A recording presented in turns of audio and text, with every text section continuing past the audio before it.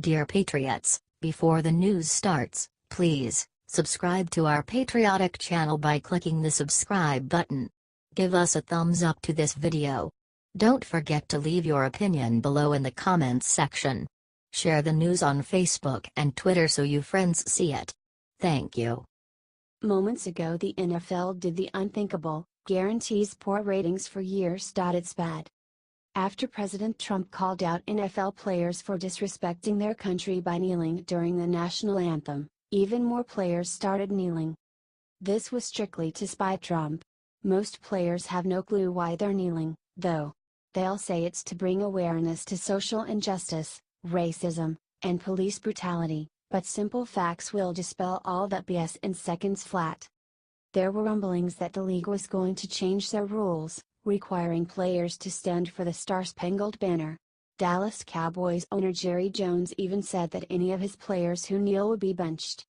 Now, the NFL has made their decision in a statement released by the Players Union. Commissioner Roger Goodell reached out to NFLPA Executive Director DeMaurice today, and both he and player leadership will attend the league meetings next week. There has been no change in the current policy regarding the anthem. The agenda will be a continuation of how to make progress in the important social issues that players have vocalized. Everyone who is part of our NFL community has a tremendous respect for our country, our flag, our anthem and our military, and we are coming together to deal with these issues in a civil and constructive way. Epic fail. If you're completely done with the NFL after this latest deplorable move, let them know about it. Don't watch games at home. Don't spend money at the stadiums. Soon, they'll get the message that we're tired of seeing players disrespect this country. Let's get 10,000 shares to show the NFL we've had enough. HT, Bleacher Report.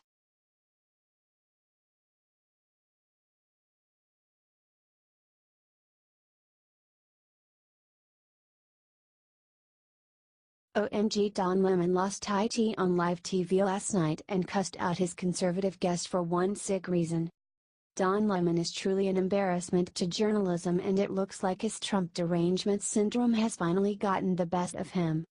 On his show last night, Lemon got so upset with a conservative guest that he threw all sense of professionalism out the window and whipped himself into the mother of all hissy fits. After conservative guest, Ben Ferguson, correctly pointed out that Colin Kaepernick's form of protest is disrespectful to our military, Lemon became visibly upset. I don't know if you're going to have a consensus as long as people simply see a lot of these players flat out disrespect for the flag, Ferguson declared. It wasn't seen that way until the president made it into an issue, Lemon shot back. Don Lemon then went on to insult all of America and complained that he doesn't even understand why we should have to stand for the anthem. Ferguson shouted that Lemon was smarter than this.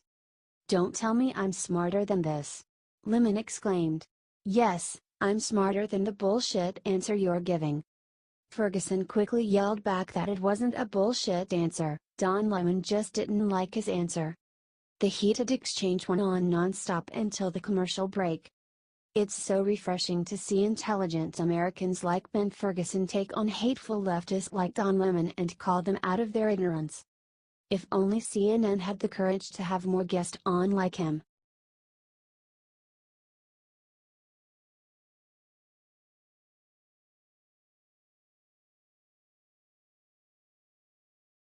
NBC got Weinstein scoop first. What they did next is unforgivable.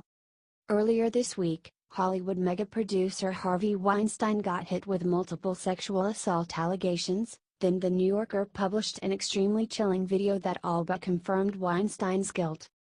Weinstein's transgressions became even more scandalous when his ties to several high-profile Democrats were revealed.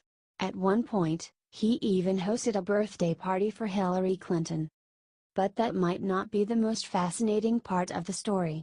According to CNN, NBC had the Weinstein scoop months ago. And they did nothing. NBC contributor Ronan Farrow was relentlessly pursuing leads when NBC told him bury the story. Ronan was basically told to stop working on this, an anonymous source told CNN. It's easy to see why the liberal network, who runs MSNBC, wanted the news item to go away. As we've seen, the revelation has been a PR disaster for Democrats. But you can't hide a liberal's hypocrisy forever. Like with Bill Clinton, the truth will eventually come out. Even without help from the mainstream media. Do you think NBC buried the story to help Democrats? Comment and share so everyone sees how the mainstream media operates. These instances of confirmed bias must be publicized.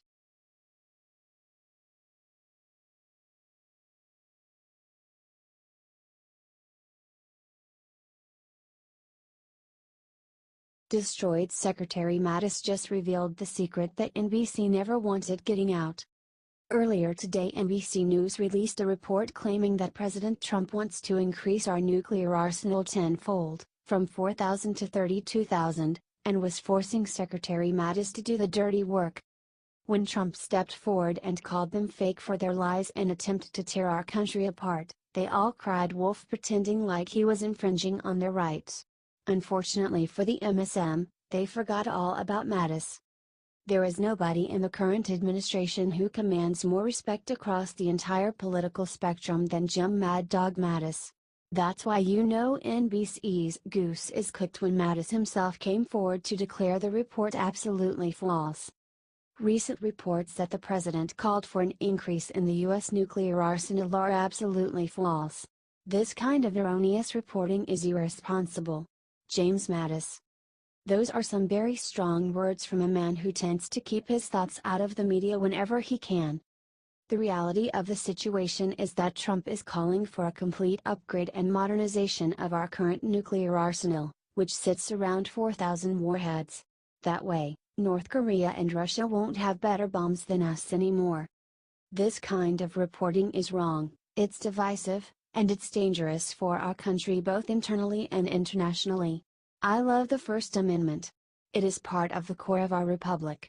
But that does not mean the citizens should have to put up with media lies. If a company like NBC wants to play this game, they should have their network TV spot up for grabs. That's how capitalism works, after all.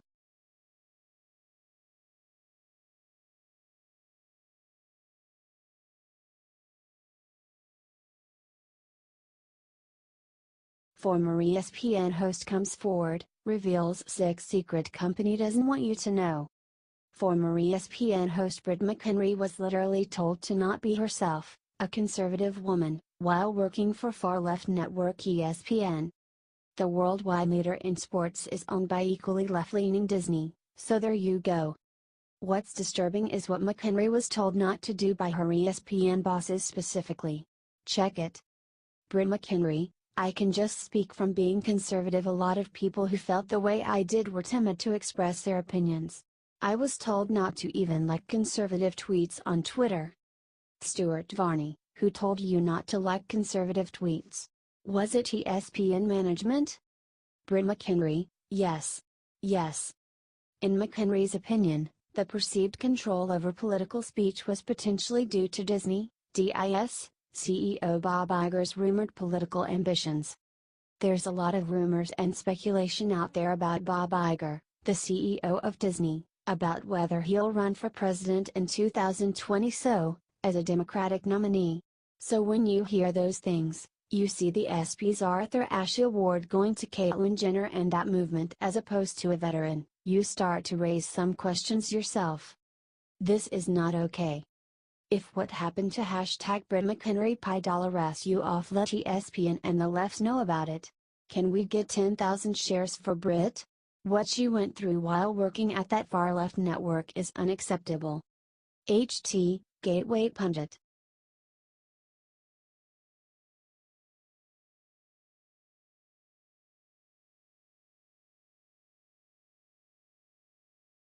Without saying a word, Melania just destroyed what Clinton loves most. Hillary Clinton loves a pantsuit. During her presidential campaign, Clinton even described herself as a pantsuit aficionado in her official Twitter bio. Nowadays, her Instagram is filled with photos of the failed presidential candidate wearing her signature look. But Melania just beat Hillary at her own game. This week, the fashionable First Lady stepped out in a pantsuit of her own, and she looked stunning. The ensemble was a grayscale affair. Very modest, yet powerful all the same. Donald Trump, Justin Trudeau, and his wife, Sophie Gregory accompanied the First Lady at the White House, not that anyone noticed. Once she arrived, all eyes were on Melania. Time to retire the pantsuit, Hillary. Despite your devotion to the look, you'll never be able to pull it off the way Melania Trump just did. What do you think of this look? Comment and share if you love our First Lady.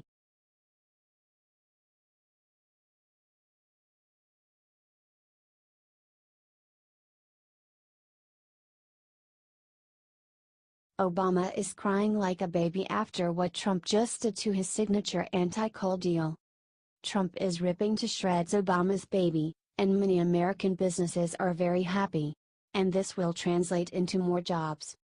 This was one of Trump's big campaign promises and, as usual, he is following through on his word.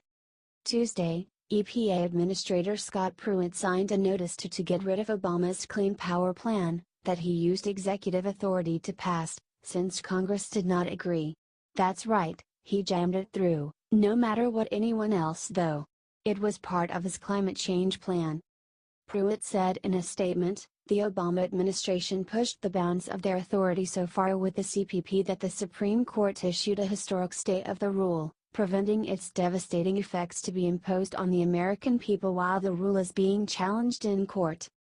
Furthermore, he said, we are committed to righting the wrongs of the Obama administration by cleaning the regulatory slate. Any replacement rule will be done carefully, properly, and with humility, by listening to all those affected by the rule. Obama regulated everything. And Trump has been hard at work, dismantling those regs, just like he promised he'd do. This is one more way Trump is showing that he keeps his promises. If you are happy with the job Trump is doing, please share this out, so that our nation can see all the good Trump is doing. H.T. The Hill.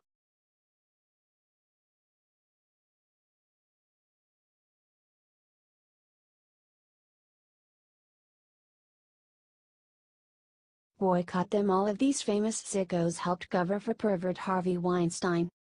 Harvey Weinstein's sexual assault has been an open secret for years, even becoming a punchline at the 2013 Oscars. Still, the following celebs and politicians continue to associate themselves with the Hollywood mega-producer. Here are some of his closest allies who supported Weinstein throughout the years. Barack and Michelle Obama. According to Fox News, Michelle Obama considers Weinstein a wonderful human being and a good friend. Not surprising, considering he donated personally to Obama's presidential run. Hillary Clinton. Clinton has come under intense scrutiny for her closeness to Weinstein, and for good reason. He once hosted her birthday party and personally donated $5,400 to her presidential campaign and $33,000 to the Hillary Victory Fund, according to The Hill. Donna Karan. This fashion designer bizarrely chose to support Weinstein after the allegations were made public. She claimed that the woman Weinstein assaulted were asking for it, according to People. Lindsay Lohan. Donna Karan isn't the only celeb to support Weinstein after the fact. Lindsay Lohan posted a video on Instagram stating, "I feel very bad for Harvey Weinstein right now. I don't think it's right what's going on." The men of Hollywood. And that's just the women.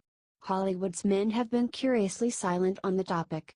The Guardian reached out to several prominent men attached to Weinstein.